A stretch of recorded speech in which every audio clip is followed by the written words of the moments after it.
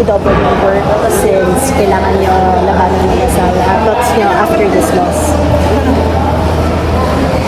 Personally, happy naman po kasi kahit pa paano lumaban kami knowing na yun nga, medyo kulang din talaga kami sa Uy, pumiyok ako!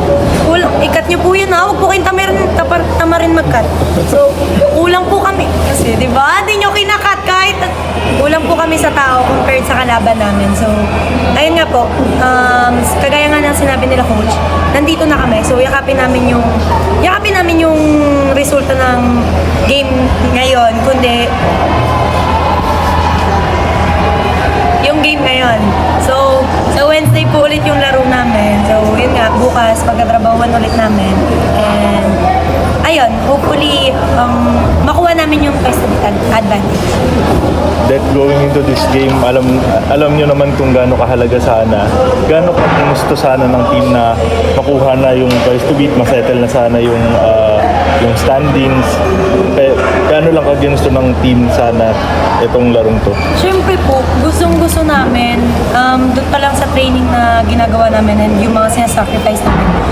Parang nalaman namin na, yun nga, natalo ng FTU yung Lasal. So parang, sinasabi nila bumubukas yung langit para sa amin. So,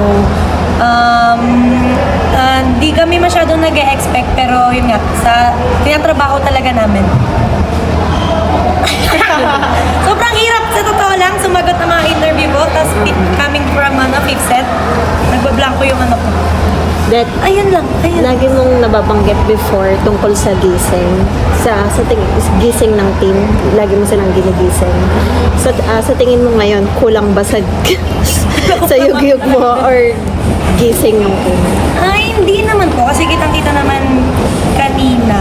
May mga nawawala talaga. Pero, yun, kahit ako nawala din. Pero, with the help of coaches po, sila na din mismo, alam na, si Coach Kung Fu, for the sigaw-sigaw na din para lang gising yung mga players. So, ano naman siya, naging helpful naman siya sa players.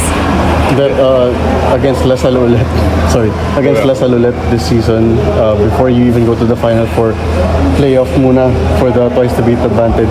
Your thoughts lang facing them again? Parang laging kayo yung magkalaban before the Final Four. Tubi na po kami. Charot.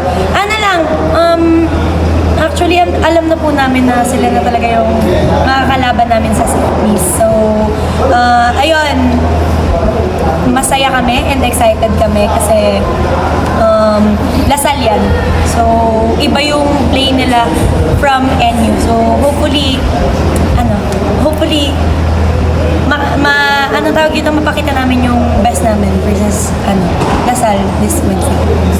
Dito, ano feeling na baka ito na yung huling UAAP match ni Bella Hindi pa po. against kay Bella lang na simula elementary paging magkakampi nyo lahat ng